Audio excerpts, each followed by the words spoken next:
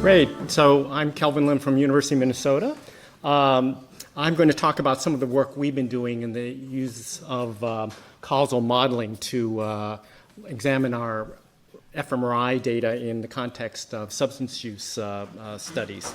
My three takeaways here, if I get cut off. One is that correlations, as we all know, have limited interpretability. I'm going to tell you a little bit about causal discovery analysis, which allows us to identify causal relationships from resting fMRI data. And I'm going to show how it can be applied to individual causal models of brain connectivity. Causal connectivity can be used to measure the effect of neuromodulation. Giving you two examples, one from an actual clinical trial we did with TDCS, and also examining heterogeneity of hotspots, as we say, in terms of TMS targeting. So we're all very familiar with the use of fMRI. Our NIH program officers are telling us they want these types of measurements in our studies. As we know, resting fMRI has had a long and continuing illustrious history with thousands and thousands of publications to date. And as we know, it's based on correlations. And I just wanted to show you this little cartoon about the limitation of correlation. So this is an important correlation between ice cream sold and shark attacks aspects. And your brain wants to think, right? When you see a correlation, but correlation is not, okay, very good. So we're on target here. But here's the key part. If we know the underlying causal models, as I've described here, that it's hot weather causes increased ice cream sales, and hot weather also increases swimming and shark attacks. It explains the underlying correlation between ice cream sales and shark attacks because there's a common cause. There's a common cause, which is hot weather. And this also tells us where to intervene. We don't intervene by stopping ice cream sales. We intervene following the arrows by dealing with swimming, because that's the point. Or you can deal with hot weather. We could ban hot weather too, and that'd be great. That's another strategy. Anyway, so limitations of correlation, I think I've illustrated here. And reminder that interventions to be successful you need a causal relationship. Causal discovery analysis is a method that allows us to take observational data and analyze it for causal relationships among the variables. And I discovered this in 2021, but it turns out this has been first reported, and there was a book in it starting in 1993. And how does it work? You start with a set of measurements. Remember, there's a space of possible causal models for that. Okay? And just for your background, if you have 10 nodes in your network, there are a mere 4 times 10 to the 18th possible models. And so this ultimately becomes a search problem. And so sometimes it's easier to describe this as causal machine learning instead of predictive machine learning, because it's examining that space for the best fitting model. And we have algorithms that can handle now hundreds of variables.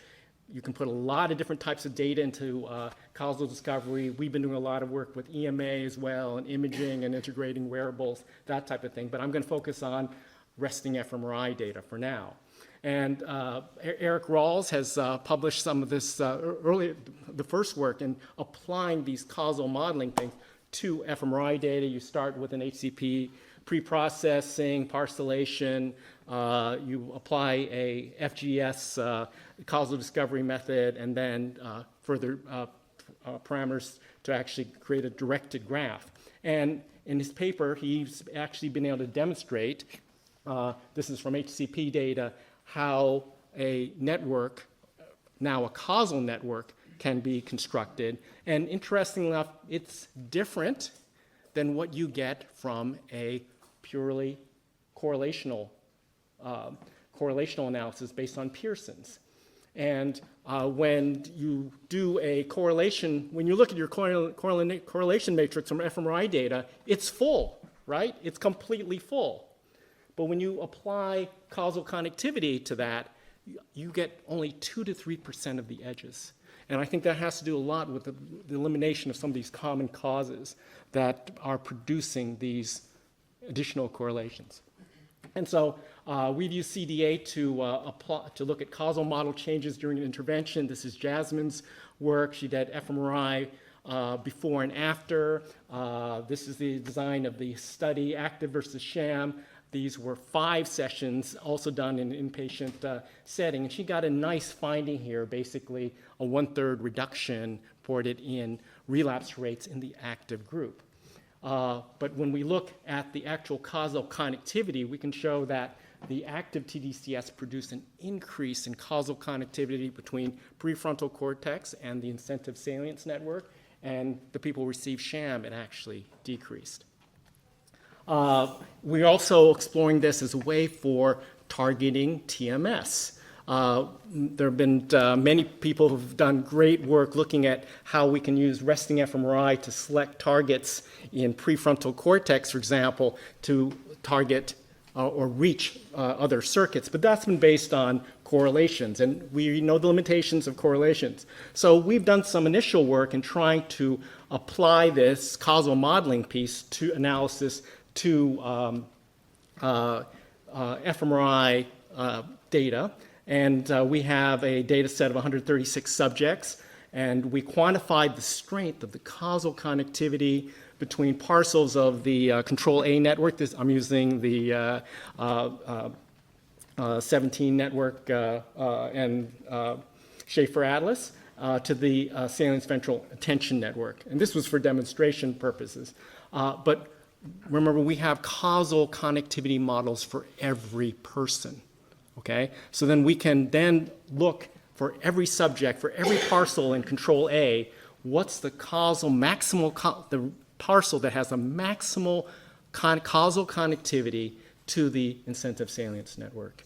And you need a picture for that, of course.